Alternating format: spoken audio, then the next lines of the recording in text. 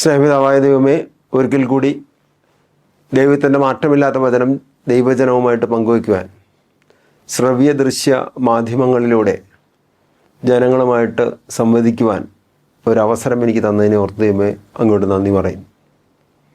ഇന്ന് സാമുവൽ പ്രവാചകൻ്റെ 1-ാം പുസ്തകത്തിലെ 28-ാമത്തെ അധ്യായവുമായി ബന്ധപ്പെട്ട ചില ചിന്തകൾ നമുക്ക് ഒന്നിച്ചിരുന്ന് വായിക്കുകയും കേൾക്കുകയും പഠിക്കുകയും ചെയ്യാം. പഴയ നിയമവും പുതിയ നിയമത്തിലെയും ശുശ്രൂഷകൾ തമ്മിലുള്ള മാറ്റം എന്താണെന്ന് പലരും ചോദിക്കാറുണ്ട്. യേശുവിൻ്റെ ശുശ്രൂഷകളെക്കുറിച്ച് പറയുന്ന സമയത്ത് പറയാറുണ്ട്, യേശുവിന് ഒരു പ്രീച്ചിങ് മിനിസ്ട്രി ഉണ്ടായിരുന്നു, അല്ലെങ്കിൽ ഒരു പ്രഘോഷണം നടത്തുന്ന ശുശ്രൂഷ ഉണ്ടായിരുന്നു. രണ്ടാമതായിട്ട് യേശുവിനൊരു ടീച്ചിങ് മിനിസ്ട്രി ഉണ്ടായിരുന്നു, പ്രബോധനം നൽകുന്ന ശുശ്രൂഷ, ആഴമായ കാര്യങ്ങൾ പഠിപ്പിക്കുന്നു. 3, യേശുവിന് ഒരു ഹീലിംഗ് മിനിസ്ട്രി, സൗഖ്യം കൊടുക്കുന്നു. 4, യേശുവിന് ഒരു ഡെലിവറൻസ് മിനിസ്ട്രി, വിടുതൽ ശുശ്രൂഷ നടത്തുന്നു. അല്ലെങ്കിൽ ഞാൻ ഒരിക്കൽ കൂടി ആവർത്തിക്കാം, യേശു പ്രസംഗിക്കുന്നു, യേശുവിൻ്റെ പ്രഘോഷണ ശുശ്രൂഷ, യേശുവിൻ്റെ പ്രബോധന ശുശ്രൂഷ, യേശുവിൻ്റെ സൗഖ്യ ശുശ്രൂഷ, യേശുവിൻ്റെ വിടുതൽ ശുശ്രൂഷ. പഴയ നിയമത്തിലെ വലിയ പ്രവാചകന്മാരും പുരോഹിതനുമായിരുന്ന ഏലിയ, എലീഷ, ജെറമിയ, അത്തരം പ്രവാചകന്മാരിലൂടെയൊക്കെ കടന്നു പോകുന്ന സമയത്ത് അവരും അത്ഭുതങ്ങളും അടയാളങ്ങളും ഒക്കെ പ്രവർത്തിച്ചിരുന്നു. എലീഷയുടെ പ്രാർത്ഥന തന്നെ ഏലിയയുടെ ഇരട്ടി പങ്ക് അഭിഷേകം വേണമെന്നാണ്. ഏലിയ വലിയ അത്ഭുതങ്ങൾ എന്ന് പറയാവുന്ന 7 അത്ഭുതങ്ങൾ പ്രവർത്തിച്ചപ്പോൾ ഇരട്ടി പങ്ക് അഭിഷേകം പ്രാപിച്ച എലീഷ 14 വലിയ അത്ഭുതങ്ങൾ ചെയ്യുന്നു. അല്ല, യേശു ചെയ്ത ഈ പ്രഘോഷണ ശുശ്രൂഷയും പ്രബോധന ശുശ്രൂഷയും സൗഖ്യ ശുശ്രൂഷയൊക്കെ മിക്കവാറും എല്ലാ പ്രവാചകന്മാരും പുരോഹിതന്മാരും പഴയ നിയമത്തിലെ അത്ഭുതങ്ങളും അടയാളങ്ങളും പ്രവർത്തിച്ച ആളുകൾ പ്രവർത്തിക്കുന്നു. എന്നാൽ പഴയ നിയമത്തിൽ വളരെ വിരളമായാണ് വിടുതൽ ശുശ്രൂഷയെക്കുറിച്ചിട്ട് നമുക്ക് കാണുവാനായിട്ട് കഴിയുന്നുള്ളൂ. സാവൂൾ രാജാവായതിനു ശേഷം നമ്മളിങ്ങനെ കാണുന്നുണ്ട്, സാവൂളിനെ പലപ്പോഴും ദുരാത്മാക്കൾ വന്ന് പിടികൂടുന്നു, ദുരാത്മാക്കൾ പീഡിപ്പിക്കുന്നു. ആ ദുരാത്മാക്കൾ പീഡിപ്പിക്കുന്ന സമയത്ത് ദാവീദ് രാജാവാകുന്നതിന് മുൻപ് സാവൂളിൻ്റെ സൈന്യത്തിൽ പ്രവർത്തിച്ചിരുന്ന സമയത്ത് സാവൂളിനെ ദുരാത്മാക്കൾ പിടികൂടുന്ന സമയത്ത് ദൈവികമായ അഭിഷേകം പ്രാപിച്ച ദാവീദ് കിന്നരം വായിച്ച് പാട്ടുപാടുകയും അങ്ങനെ കിന്നരം വായിച്ച് പാട്ടുപാടുന്ന സമയത്ത് ഈ പൈശാചിക പീഡകൾ സാവൂളിനെ വിട്ടുപോവുകയും ചെയ്തിരുന്നു എന്ന് നമ്മൾ വായിക്കുന്നുണ്ട്. എന്നാൽ സാവൂള് രാജാവായിരുന്ന സമയത്ത് ദൈവകൃപയിൽ നിന്ന് അകന്നു പോവുകയും ദൈവകൃപ നഷ്ടപ്പെടുകയും, പ്രത്യേകിച്ച് സാവൂൾ 1000 കൊന്നു, ദാവീദ് 10,000 കൊന്നു എന്ന് കേട്ട സമയത്തൊക്കെ സാവൂളിൻ്റെ ഉള്ളിൽ ഒരു ഈഗോ ക്ലാഷ് എന്നൊക്കെ ഈ കാലഘട്ടത്തിൽ പറയാവുന്ന തരത്തിലുള്ള അവസ്ഥ ഉണ്ടാകുന്നു. ദാവീദിനെ കൊന്നുകളയാനായിട്ട് ശ്രമിക്കുന്നു. ഒരു വൈര്യബുദ്ധി സാവൂളിൻ്റെ ഉള്ളിൽ ഉദയം ചെയ്യുന്നു. അത് പിന്നീട് പലവിധ പ്രശ്നങ്ങളിലേക്കും നയിക്കുന്നു. സാവൂൾ രാജാവിൻ്റെ അന്ത്യകാലഘട്ടത്തിലേക്ക് കടന്നു വരുന്ന സമയത്ത് ഫിലിസ്തീനുമായിട്ട് യുദ്ധം, ഇസ്രായേൽക്കാരുടെ ചരിത്രം മുഴുവൻ ഈ യുദ്ധങ്ങളുടെ ചരിത്രമാണല്ലോ. ഫിലിസ്തീനും ഇസ്രായേലിയരും തമ്മിലുള്ള യുദ്ധങ്ങൾ നടക്കുകയാണ്. ആ യുദ്ധം നടക്കുന്ന സമയത്ത് സാവൂൾ രാജാവിൻ്റെ ജീവിതത്തിൽ സംഭവിക്കുന്ന ചില കാര്യങ്ങളാണ് 28-ാമത്തെ അധ്യായത്തിൽ നമ്മൾ വായിക്കുന്നത്. 28-ാമത്തെ അധ്യായത്തിൽ 3-ാമത്തെ വാക്യം നമ്മൾ ഇപ്രകാരം വായിക്കുന്നു: സാമുവൽ മരിച്ചിട്ട് അവരുടെ നഗരമായ റാമായിൽ സംസ്കരിക്കപ്പെടുകയും ഇസ്രായേലെല്ലാം അവനെ ഓർത്ത് വിലപിക്കുകയും ചെയ്തു കഴിഞ്ഞിരുന്നു. സാവൂൾ എല്ലാ മന്ത്രവാദികളെയും ആഭിചാരകരെയും നാട്ടിൽ നിന്ന് പുറത്താക്കുകയും ചെയ്തിരുന്നു. സാവൂൾ രാജാവായിരുന്ന സമയത്ത്, ദൈവകൃപയിലായിരിക്കുന്ന സമയത്ത്, ദൈവത്തോട് യാചിക്കുകയും പ്രാർത്ഥിക്കുകയും ആശ്രയിക്കുകയും ചെയ്തിരുന്ന സമയത്ത് എല്ലാ മന്ത്രവാദികളെയും ആഭിചാരകരെയും നാട്ടിൽ നിന്ന് പുറത്താക്കി. അപ്പോൾ ആ കാലഘട്ടങ്ങളിലും ഈ ആഭിചാര കർമ്മങ്ങൾ ചെയ്യുകയും, ആഭിചാരം എന്നൊക്കെ പറയുമ്പോൾ ചില ആളുകൾക്ക് ഇതെന്താ സംഭവം എന്ന് മനസ്സിലാവില്ല. നമ്മുടെ നാട്ടിൽ പ്രചാരത്തിലുള്ള കൂടോത്രം, ചാത്തൻ സേവ, അല്ലെങ്കിൽ ആ രീതിയിലുള്ള ധനാകർഷണ യന്ത്രം എന്നൊക്കെ പറയുന്ന പരിപാടികൾ തന്നെയാണ് ഈ ആഭിചാര കർമ്മങ്ങൾ ചെയ്യുന്നത്. ഒടിയൻ, കോഴിവെട്ട്, അല്ലെങ്കിൽ പലതരത്തിലുള്ള സംവിധാനങ്ങൾ ചെയ്യുന്നു. ഇപ്പോൾ സാവൂള് താൻ രാജാവായിരുന്ന സമയത്ത് എല്ലാ മന്ത്രവാദികളെയും ആഭിചാരകരെയും നാട്ടിൽ നിന്ന് പുറത്താക്കി. ആ പുറത്താക്കി കഴിഞ്ഞ് ഈ ഫിലിസ്തീനുമായിട്ട് യുദ്ധം ഉണ്ടായ സമയത്ത് പറയുന്നു, സാവൂൾ, 5-ാമത്തെ വാക്യം, സാവൂൾ ഫിലിസ്തീനയുടെ പട്ടാളത്തെ കണ്ട് ഭയപ്പെട്ടു. പട്ടാളത്തെ കണ്ട് ഭയപ്പെട്ടു, മനസ്സ് അത്യധികം ഇളകിവശായി. അവൻ കർത്താവിനോട് ആരാഞ്ഞു. പക്ഷെ കർത്താവ് സ്വപ്നത്തിലൂടെയോ ഉറീമിലൂടെയോ പ്രവാചകന്മാരിലൂടെയോ ഉത്തരം നൽകിയില്ല. ഒരു പ്രതിസന്ധിയിൽ നിൽക്കുന്ന സമയത്ത് സാവൂള് ദൈവത്തോട് പ്രാർത്ഥിക്കുന്നു. ആ പ്രാർത്ഥിക്കുന്ന സമയത്ത്, സാധാരണഗതിയിൽ പ്രാർത്ഥിക്കുന്ന സമയത്ത് ആ കാലഘട്ടങ്ങളിൽ പലപ്പോഴും പറയാറുണ്ട്, സ്വപ്നത്തിലൂടെ ദൈവം മറുപടി നൽകുന്നു. ജോസഫ് സ്വപ്നങ്ങൾ കാണുന്നു, തൻ്റെ സഹോദരന്മാരുടെ കറ്റകൾ തന്നെ വണങ്ങുന്നു. ആ സ്വപ്നങ്ങളിലൂടെ സാവൂളിന് മറുപടി ലഭിച്ചില്ല. പിന്നെ പ്രവാചകന്മാരോട് ആവശ്യപ്പെട്ട് അവർ പ്രാർത്ഥിക്കുന്നു. അങ്ങനെ പ്രാർത്ഥിച്ചിട്ട് പ്രവാചകന്മാർക്കും ഒരു ദൈവികമായ അരുളപ്പാടോ വെളിപ്പാടോ ലഭിക്കുന്നില്ല. ഒന്ന് ഭയന്നിരിക്കുന്ന സമയത്ത് ഈ ദൈവികമായ ആലോചന ചോദിക്കുന്നു, ദൈവികമായ മറുപടി ലഭിക്കുന്നില്ല. സാവൂൾ അതുകൊണ്ട് ഭൃത്യന്മാരോട് പറഞ്ഞു, ഒരു മന്ത്രവാദിനിയെ ഒന്ന് അന്വേഷിച്ച് കണ്ടുപിടിക്കാൻ പറഞ്ഞു. ഇപ്പം മന്ത്രവാദിനികളെ ദേശത്തുനിന്ന് പുറത്താക്കിയ വ്യക്തിയാണ്. പക്ഷേ ഇപ്പോൾ പറയുന്നു 7-ാമത്തെ വാക്യത്തിൽ, സാവൂൾ ഭൃത്യന്മാരോട് പറഞ്ഞു, ഒരു മന്ത്രവാദിനിയെ അന്വേഷിക്കുക, ഞാൻ അവളുടെ ഉപദേശം തേടട്ടെ. മന്ത്രവാദിനിയെ അന്വേഷിക്കുന്നതെന്ന് വെച്ചാൽ ദൈവികമായ ആലോചന ചോദിച്ച് കിട്ടാതെ വന്നപ്പോൾ മന്ത്രവാദിനിയുടെ ആലോചന ചോദിക്കുന്ന സാവൂൾ. നമ്മളിപ്പോൾ ഈ കാലഘട്ടങ്ങളിൽ ഇത് തന്നെയാണ്. ദൈവത്തോട് പ്രാർത്ഥിക്കുന്നു, പള്ളിയിൽ പോയി പ്രാർത്ഥിക്കുന്നു. ആ പ്രാർത്ഥിച്ചു കഴിഞ്ഞാൽ പലപ്പോഴും നടക്കാതിരിക്കുന്ന സമയത്ത് കാണുന്നത് ഇതിന് നേരെ എതിരായിട്ടുള്ള കാര്യങ്ങളിലേക്ക് പലപ്പോഴും പല ആളുകളും തിരിഞ്ഞു പോകുന്നു. തൃശ്ശൂർ ജില്ലയിലെ ഒരു പ്രത്യേകതയാണ് ചാത്തൻ സേവ മഠങ്ങൾ എന്ന് പറയുന്നത്. കാഞ്ഞാണിയിൽ നിന്ന് പെരിങ്ങോട്ടുകരയ്ക്ക് പോകുന്ന റോഡിൻ്റെ ഇരുവശങ്ങളിലുമായിട്ട് നിരവധി ഇത്തരം ചാത്തൻ സേവ മഠങ്ങൾ, അല്ലെങ്കിൽ ചാത്തൻ്റെ അമ്പലം എന്നൊക്കെ പറയുന്നത് നമ്മൾ കാണുന്നു. ഇതിൽ പോകുന്ന ചിലരെങ്കിലും ക്രിസ്തീയ വിശ്വാസത്തിലുള്ള ആളുകളാണ്. അപ്പോൾ ഈ ക്രിസ്തീയ വിശ്വാസത്തിലുള്ള ആളുകൾ എന്തിനാണ് അങ്ങോട്ട് പോകുന്നത്? ചില ആളുകളെയൊക്കെ ഞാൻ കണ്ട് നേരിട്ട് ചോദിച്ചപ്പോൾ പറഞ്ഞു വെച്ചാൽ, ഞങ്ങൾക്ക് വിശ്വാസം ഉണ്ടായിട്ടൊന്നുമല്ല, പക്ഷെ ഞങ്ങളോട് വ്യാപാര രംഗത്ത് നിന്ന് മത്സരിക്കുന്ന ആളുകൾ ഞങ്ങൾക്കെതിരായി പല ആഭിചാര കർമ്മങ്ങളും ചെയ്യുന്നു.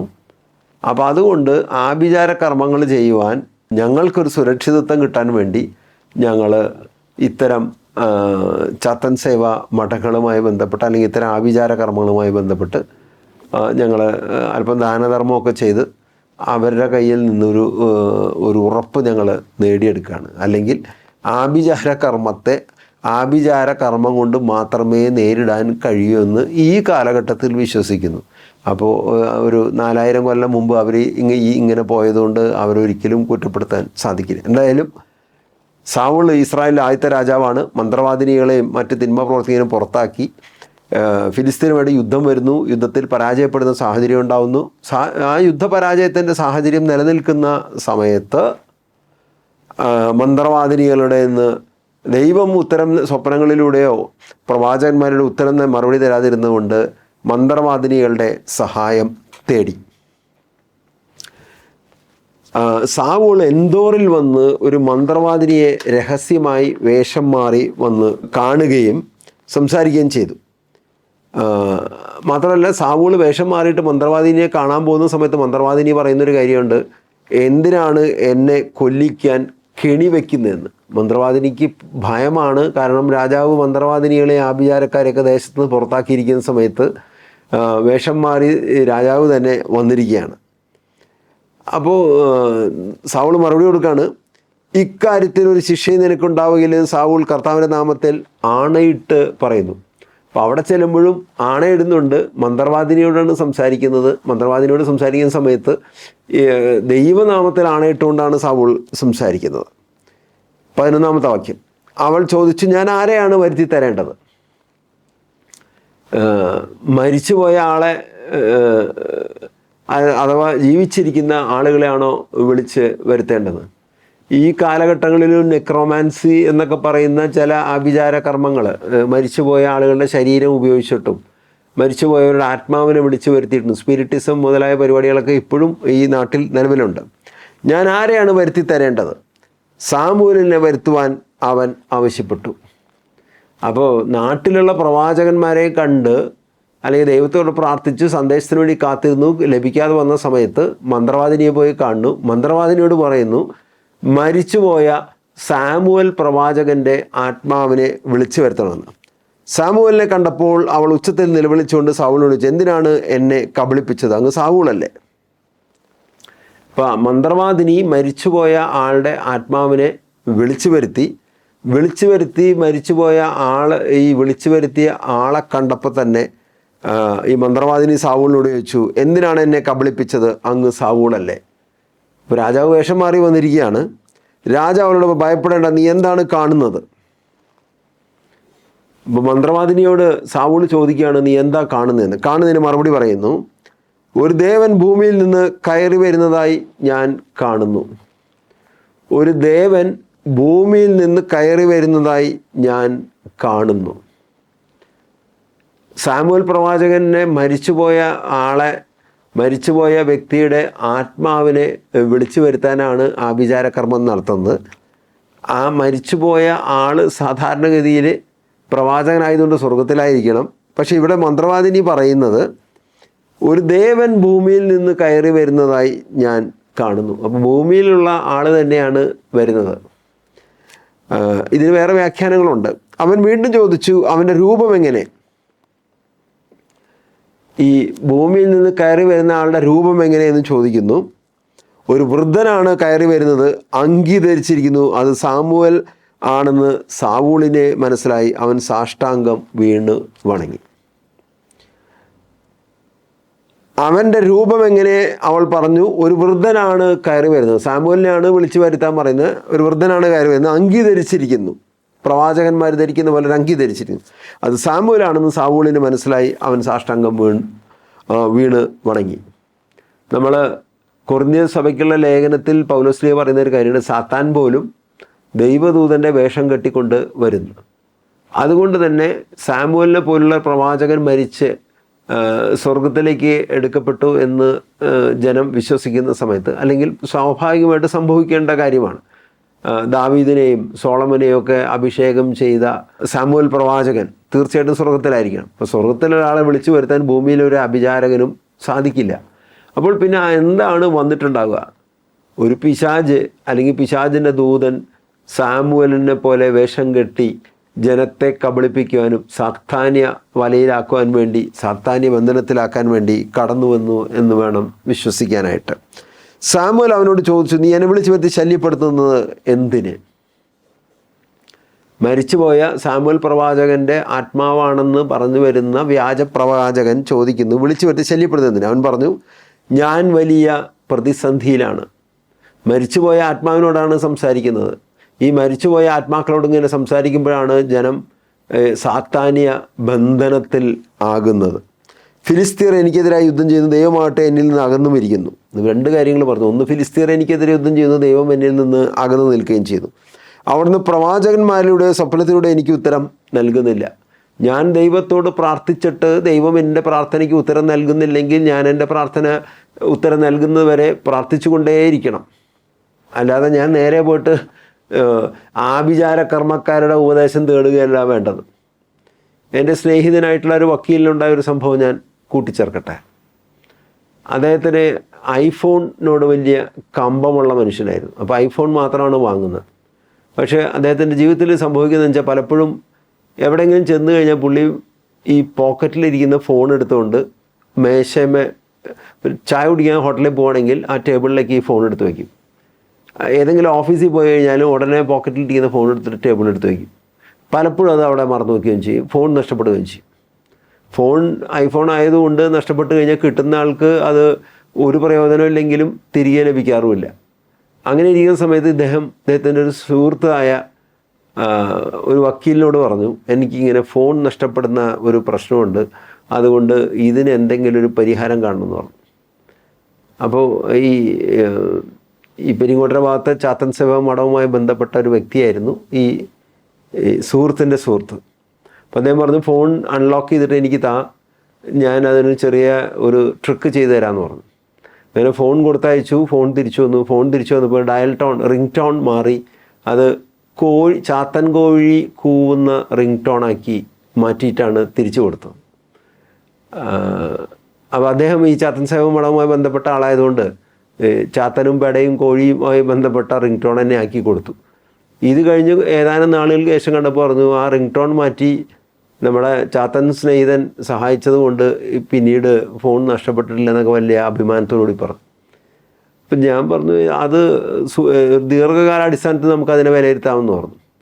കുറച്ച് നാൾ കഴിഞ്ഞപ്പോൾ ഇദ്ദേഹം ബാത്റൂമിൽ വീണ് ഇദ്ദേഹത്തിൻ്റെ ഇടത് കാല് ഒടിഞ്ഞ് പ്രശ്നമായി. 3 മാസത്തോളം വീട്ടിലിരിക്കേണ്ട വന്നു. അത് കഴിഞ്ഞ് കുറച്ച് നാൾ കഴിഞ്ഞ് ഫിസിയോതെറാപ്പി കഴിഞ്ഞ് റോട്ടിൽ കൂടെ നടന്നു പോകുന്ന സമയത്ത് ഒരു ബൈക്ക് വന്ന് തട്ടി വീണ് വീണ്ടും വലതുകാല് ഒടിഞ്ഞു. ഇത് കഴിഞ്ഞ് കുറച്ച് നാൾ കഴിഞ്ഞ സമയത്ത് ഇദ്ദേഹം കുടുംബമായിട്ട് മൂന്നാറിലേക്ക് പോകുന്ന സമയത്ത് കാറ് റോഡ് സൈഡിൽ പാർക്ക് ചെയ്തിരുന്നതാണ്. ആ പാർക്ക് ചെയ്തിരുന്ന സമയത്ത് ആ മണ്ണ് അവിടെ താഴ്ന്നു പോവുകയും കാറ് മറിഞ്ഞ് പോവുകയും വീണ്ടും ആക്സിഡൻറ്റ് പറ്റി. അങ്ങനെ തുടർച്ചയായി ഒരു 2 വർഷത്തോളം എന്നും ചികിത്സയും പരിപാടിയായി നിൽക്കുന്നു. അപ്പോൾ എന്നെ ഇടയ്ക്ക് വിളിക്കാറുണ്ട്. അപ്പോൾ ഞാൻ ഒറ്റ ചോദ്യം ചോദിക്കാറില്ല, ഫോൺ പോയിട്ടില്ലല്ലോ എന്ന് പറഞ്ഞു. ഇല്ല, ഫോൺ നഷ്ടപ്പെട്ടിട്ടില്ല. അപ്പോൾ ഫോൺ നഷ്ടപ്പെട്ടിട്ടില്ല, പകരം എന്താണെന്ന് വെച്ചാൽ 2 കൊല്ലത്തോളം വീട്ടിൽ ചികിത്സയുമായി വലിയൊരു സംഖ്യ ചികിത്സയ്ക്ക് നഷ്ടപ്പെടുകയും ചെയ്തു. ഇത് കഴിഞ്ഞ് ഇദ്ദേഹം ഒരു ഭൂമി ഇടപാടുമായി ബന്ധപ്പെട്ട് ഒരു സ്ഥലത്ത് യാത്ര പോയി കഴിഞ്ഞ് തിരിച്ച് വരുന്ന സമയത്ത് വീണ്ടും ഒരു അപകടം സംഭവിച്ചു. ആ അപകടം സംഭവിച്ച സമയത്ത് എന്നോട് ചോദിച്ചു, നിരന്തരം അപകടം സംഭവിക്കുകയാണ്, അതുകൊണ്ട് ഗാഗുൽത്തയിലെ ബെന്നി പി ട്രസ്റ്റിനോടൊന്ന് പറഞ്ഞിട്ട് ഒന്ന് ബന്ധിച്ച് പ്രാർത്ഥിക്കണമെന്ന് പറഞ്ഞു. ഇപ്പം ഞാൻ പറഞ്ഞു, ബെനീസിനോട് പറഞ്ഞിട്ട് ബന്ധിച്ച് പ്രാർത്ഥിക്കുകയൊക്കെ ചെയ്യും, പക്ഷെ അതിലുപരി നിങ്ങൾക്ക് ഞാനൊരു പഴയ കാര്യം ഒന്ന് ഓർമ്മപ്പെടുത്തണം, എന്ന് മുതലാണ് നിങ്ങൾക്ക് ഈ അപകടങ്ങൾ തുടങ്ങിയത് പറഞ്ഞു. പണ്ട് നിങ്ങളുടെ ഫോൺ നഷ്ടപ്പെടുന്നു എന്ന് പരാതി പറയാറുണ്ട്, ഫോൺ പിന്നീട് പോയിട്ടില്ല, പക്ഷേ ഫോണിൻ്റെ റിംഗ് ടോൺ ചാത്തൻ സേവയുടെ ചാത്തൻ കോഴി കൂവുന്ന റിംഗ് ടോൺ ആക്കി തരികയും അത് ചെയ്താണ് ചാത്തൻ സേവ മഠവുമായി ബന്ധപ്പെട്ട് പ്രവർത്തിക്കുന്ന ആളുമാണ് നിങ്ങൾ തന്നെയാണ് പറഞ്ഞത്. അന്ന് മുതലാണ് നിങ്ങളുടെ പ്രതിസന്ധി തുടങ്ങിയെന്നുണ്ടെങ്കിൽ നിങ്ങൾ ഇന്ന് തന്നെ ദൈവത്തോട് മാപ്പ് പറഞ്ഞ് നല്ല കുമ്പസാരം നടത്തി ഏതെങ്കിലും മൊബൈൽ കടയിൽ കൊണ്ടുകൊടുത്ത് ആ റിംഗ് ടോൺ മാറ്റി വല്ല പരിശുദ്ധാത്മാവിൻ്റെ പാട്ടോ ദൈവസ്നേഹത്തിൻ്റെ പാട്ടോ എന്തെങ്കിലും ആക്കി മാറ്റി 1-ാം പ്രമാണ ലംഘത്തിൽ നിന്ന് തിരികെ വരിക. അന്ന് നിങ്ങളുടെ ഈ തുടർച്ചയായിട്ടുള്ള ആപത്തും അപകടവും ഉണ്ടാകുന്ന സംഭവം അവസാനിക്കുകയും ചെയ്യുന്നു. എന്തായാലും അദ്ദേഹം ഉപദേശം സ്വീകരിച്ചു. പിന്നീട് അദ്ദേഹത്തിന് അപകടം ഉണ്ടായിട്ടില്ല, ഫോണും പോയിട്ടില്ല. ഞാൻ പറഞ്ഞു വന്നു കഴിഞ്ഞാൽ ആളുകൾ പ്രാർത്ഥിച്ചിട്ട് എല്ലാ ഞായറാഴ്ചയും പള്ളിയിൽ പോകുന്നു, കുടുംബ പ്രാർത്ഥന ചൊല്ലുന്നു, വ്യക്തിപരമായി പ്രാർത്ഥിക്കുന്നു, ലത്തീൻ പള്ളിയിൽ അന്തോണീസ് പുണ്യാളുടെ നോവേനയ്ക്ക് പോകുന്നു. ചെറിയൊരു പ്രതിസന്ധി വരുന്ന സമയത്ത് അല്ലെങ്കിൽ പ്രാർത്ഥിച്ചിട്ട് എന്തെങ്കിലും നടന്നില്ലെങ്കിൽ നേരെ ഈ ദൈവത്തിൻ്റെ സ്നേഹവലയത്തിൽ നിന്ന് മാറി പൈശാചിക വലയത്തിൽ ചെന്ന് പെടുന്നു. അവിടുന്ന് പ്രവാചകന്മാരിലൂടെ സ്വപ്നത്തിലൂടെ എനിക്ക് ഉത്തരം നൽകുന്നില്ല, അതുകൊണ്ട് ഞാൻ എന്ത് ചെയ്യണമെന്ന് പറഞ്ഞു തരേണ്ടതിന് അങ്ങയെ വിളിപ്പിച്ചത്. മരിച്ചുപോയ ആളുടെ ആത്മാവിനെ വിളിച്ചു വരുത്തുന്ന മാരകപാപം ചെയ്തു. ഈ മരിച്ചുപോയ ആളുകളെക്കുറിച്ചൊരു അറിവുണ്ടാവണം. കത്തോലിക്ക സഭ നമ്മളെ പഠിപ്പിക്കുന്ന ഒരു കാര്യമുണ്ട്, ഒരാൾ മരിച്ചു കഴിഞ്ഞാൽ തനത് വിധി സംഭവിക്കുന്നു. ആ തനത് വിധിക്ക് ശേഷം ഒരു വ്യക്തിക്ക് സ്വർഗമോ, വിശുദ്ധ ജീവിതം നയിച്ച ആളുകളാണെങ്കിൽ സ്വർഗമോ, പാപകരമായ ജീവിതം നയിച്ച് പാപത്തെക്കുറിച്ച് പശ്ചാത്തപിക്കാതെ ജീവിച്ചു പോയിട്ടുണ്ടെങ്കിൽ അവർക്ക് നരകമോ, ഇത് രണ്ടുമല്ലാത്ത ആളുകൾക്ക് ശുദ്ധീകരണ സ്ഥലത്തേക്കോ മാറ്റപ്പെടുന്നു. അവർക്ക് പാപങ്ങൾക്ക് വിശദീകരണം സംഭവിക്കുന്ന സമയത്ത് പ്രാർത്ഥന വഴി ലഭിക്കുന്ന പിൻബലം വഴി വിശദീകരണം സംഭവിക്കുന്ന സമയത്ത് അവർക്ക് മോക്ഷഭാഗ്യം ലഭിക്കുന്നു. ഇതുമല്ലാത്ത ആളുകൾ യേശുവിൻ്റെ 2-ാം വരവനായി കാത്തിരിക്കുന്നു, അവർക്കും മോക്ഷം ലഭിക്കുന്നു. അപ്പോൾ അതുകൊണ്ട് ഈ പ്രാർത്ഥനയ്ക്ക് ഉത്തരം കിട്ടില്ല എന്ന് പറഞ്ഞുകൊണ്ട് നേരെ എതിരുപദേശത്തിലേക്ക് സാത്താന്യ പീഡകളിൽ ചെന്ന് പെടാതിരിക്കാൻ പരിശ്രമിക്കുക. എനിക്ക് ഉത്തരം നൽകുന്നത്, അതുകൊണ്ട് ഞാൻ എന്ത് ചെയ്യണം പറഞ്ഞു തരേണ്ടതിന് അങ്ങയെ വിളിപ്പിച്ചത്. സാമുവേൽ പറഞ്ഞു, കർത്താവെ, നിന്നിൽ നിന്ന് അകന്ന് നിനക്കെതിരായിരിക്കും എന്തിനാണ് എന്നോട് ചോദിക്കുന്നത്? അപ്പോൾ ഇവിടെ വിളിച്ചു വരുത്തിയ വ്യക്തി പറഞ്ഞ, കർത്താവ് നിന്നെ നിന്ന് അകന്നിരിക്കുമ്പോൾ കർത്താവ് നിനക്ക് മറുപടി തരാത്തപ്പോൾ ഞാൻ എങ്ങനെ മറുപടി തരും? എന്നിലൂടെ അരുളി ചെയ്ത കർത്താവ് പ്രവർത്തിച്ചിരിക്കുന്നു. അത് കഴിഞ്ഞ സമയത്ത് ഈ വിളിച്ചു വരുത്തിയ ആത്മാവ് സൗളിനോട് പറയാണ്, അവിടുന്ന് രാജ്യം നിന്നിൽ നിന്നെടുത്ത് നിൻ്റെ അയൽക്കാരനായ ദാവീദിനെ കൊടുത്തിരിക്കുന്നു. സൗൾ തന്നെയാണ് രാജാവ്. പക്ഷേ ഈ വിളിച്ചു വരുത്തിയ ശേഷം മന്ത്രവാദിനി കൊടുക്കുന്ന സന്ദേശം, നിൻ്റെ രാജ്യം നിന്നിൽ നിന്നെടുത്ത് ദാവീദിന് കൊടുത്തു കഴിഞ്ഞിരിക്കുന്നു. രാജ്യം കൊടുത്തിട്ടൊന്നുമില്ല, കൊടുക്കുന്നതിന് മുമ്പ് തന്നെ കൊടുത്തു കഴിഞ്ഞെന്ന് പറഞ്ഞു. കർത്താവിൻ്റെ സ്വരം നീ ശ്രവിച്ചില്ല, അമലേക്കിന്മേൽ അവിടത്തേക്കുള്ള ഉഗ്രകോപം നീ നടപ്പാക്കിയില്ല. അമലേക്കരുമായി യുദ്ധം ചെയ്ത് അവരെ കീഴ്പ്പെടുത്താൻ പറഞ്ഞപ്പോൾ അവരായിട്ട് കോംപ്രമൈസ് ഉണ്ടാക്കി. അതുകൊണ്ട് ഇപ്പോൾ കർത്താവ് ഇങ്ങനെ പ്രവർത്തിക്കും. കൂടാതെ നിന്നോടൊപ്പം ഇസ്രായേലിലെ കർത്താവ് ഫിലിസ്തീനെ കരങ്ങളിൽ ഏൽപ്പിക്കും. മാത്രമല്ല, ഈ വിളിച്ചു വരുത്തിയ ആത്മാവ് ഒരു പ്രവചനം പറഞ്ഞു, നീയും നിൻ്റെ പുത്രന്മാരും നാളെ എന്നോട് ചേരും. നീയും നിൻ്റെ പുത്രന്മാരും നാളെ എന്നോട് ചേരും എന്ന് പറഞ്ഞു കഴിഞ്ഞാൽ നീയും നിൻ്റെ മക്കളും നാളെ മരിക്കുമെന്നാണ് പറയുന്നത്. ഇസ്രായേൽ സൈന്യത്തെയും കർത്താവ് ഫിലിസ്തീനയുടെ കരങ്ങളിൽ ഏൽപ്പിക്കും. ഇസ്രായേൽ സൈന്യം മുഴുവൻ ഫിലിസ്തീനെ അടുത്ത് യുദ്ധത്തിൽ പരാജയപ്പെടും. സാവൂൾ പെട്ടെന്ന് നെടുനീളത്തിൽ നിലത്ത് വീണു. സാമുവേലിൻ്റെ വാക്കുകൾ നിമിത്തം അത്യധികം ഭയപ്പെട്ടു. ചെറിയ പേടിയല്ല, അങ്ങേയറ്റം പേടിച്ചുപോയി. അന്ന് മുഴുവൻ ഭക്ഷണമൊന്നും കഴിക്കാതിരുന്നതല്ല, അവൻ്റെ ശക്തി ചോർന്നുപോയി.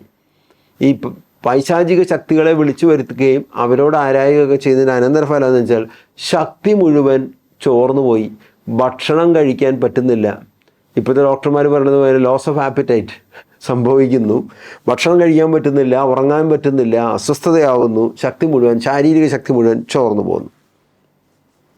ഇത് കഴിഞ്ഞപ്പോൾ മന്ത്രവാദിനി തന്നെ അവസാനം ഇതിൻ്റെ ഒരു പരിഹാരം കണ്ടെത്തുന്നു. എന്താണ് പറഞ്ഞത്? ഇപ്പോൾ അങ്ങ് ഈ ദാസിയുടെ വാക്കുകൾ കേൾക്കണമേ, ഞാനൊരു കഷ്ണം അപ്പം അങ്ങേക്ക് തരട്ടെ.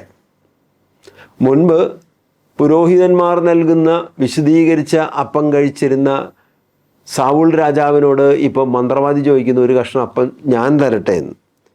അങ്ങത് ഭക്ഷിക്കണം. അവനത് നിരസിച്ചു. അവൻ്റെ ഭൃത്യന്മാരും അവനോടൊപ്പം രാജാവിനെ നിർബന്ധിച്ചു.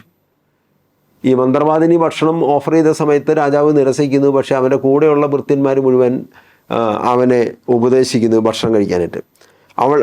അങ്ങനെ അപ്പം കഴിക്കാം എന്ന് സമ്മതിച്ചപ്പോൾ അവൾ ചെയ്തത്, അവളുടെ വീട്ടിൽ മെഴുത്ത ഒരു പശുക്കിടാവുണ്ടായിരുന്നു. അവൾ തിടുക്കത്തിൽ അതിനെ കൊന്ന് പാകം ചെയ്തു.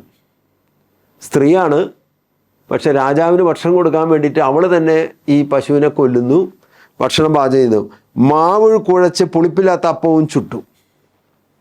അവൾ അത് സാവൂളിനും ഭൃത്യന്മാർക്കും വിളമ്പി. അവർ ഭക്ഷിച്ചു. ആ രാത്രിയിൽ തന്നെ അവർ തിരിച്ചുപോയി.